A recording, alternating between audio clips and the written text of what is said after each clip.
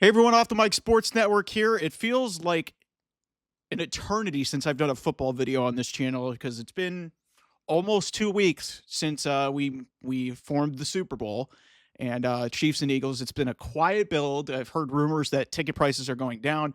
The genuine not there's a lack of interest in this game, I guess, but it's still the Super Bowl. Y'all are gonna watch. Anyway, we'll talk about the Super Bowl a little bit later on. But want to use this video, a big story on Thursday, a couple things actually.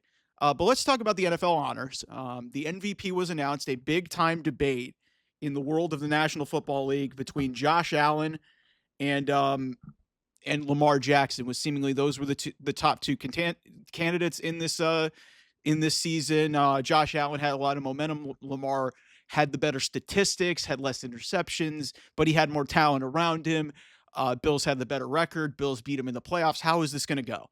So winner gets announced. It is Josh Allen. Josh Allen, 4 more first place votes, only 21 more points than Lamar Jackson did. It was clearly between those two. Saquon Barkley third, Joe Burrow fourth, Jared Goff fifth, Patrick Mahomes sixth.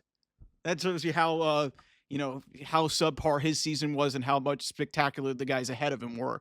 But Josh Allen made history. First time, and I'm looking here at my computer because I need to have this note right. First time in 21 seasons since guy won an MVP without being selected to the first team All Pro. That's significant.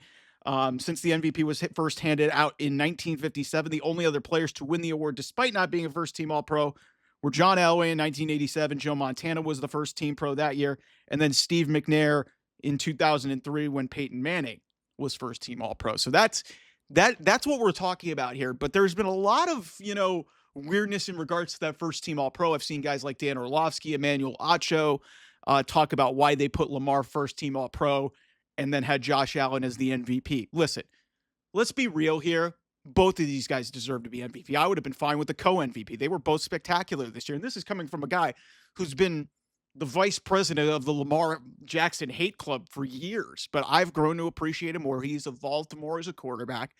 And I would have been fine with him winning another MVP, which would have been his third, which is remarkable. But Josh Allen is a justified MVP winner because here's why.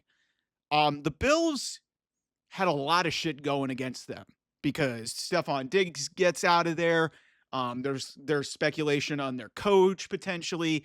And yet somehow through it all, with a shuffling of players, they had rookie wide receivers. They were bringing in different guys. There was injuries all over the place. They're able to win this division when they were not. The Jets were, remember, the Jets and the Dolphins, there was a lot more hype behind those two teams because, the Jets have Aaron Rodgers, the Dolphins have Tua, and their high-flying offense. And here the Bills are. Go out there, they're the second best team in the AFC. They're the only team level playing field to beat the Kansas City Chiefs this season. I don't count the Denver Broncos. That was a win for Denver, but the Chiefs were resting everybody. Carson Wentz played in this game. Everybody of note for the Kansas City Chiefs was not playing in that game. So the Bills were the only team to beat the Kansas City Chiefs straight up this season.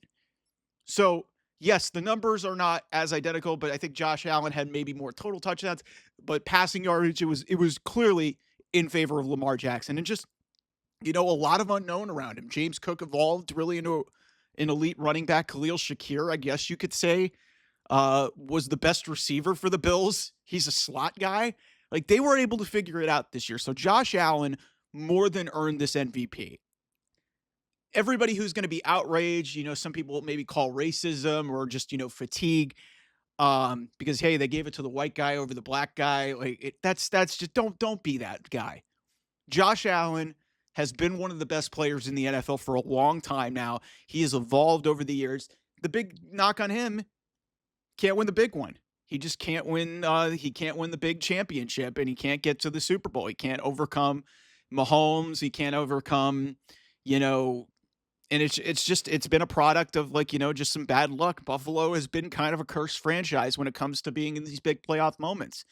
And, it'll be fair to wonder if Josh Allen's ever able to, conquer the demon that is Patrick Mahomes. But as for now, this is a big accolade for Josh Allen, and I'm happy for him.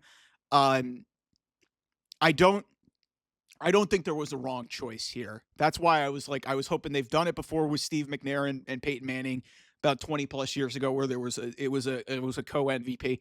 This would have been the perfect year to do it. It was so close. Um, but like I said, Lamar Jackson's going to move on. If you're mad about this, Lamar's already got two of them. Just move on. I don't have an issue with it. I don't think it's that big of a deal. But a lot of people seem to really be pissed off about it. So, congrats to Josh Allen. We'll see what the Bills can do forward and see if Allen can win a trophy, um, win the Lombardi, because now he's got the MVP. He's already one of the best quarterbacks in the league.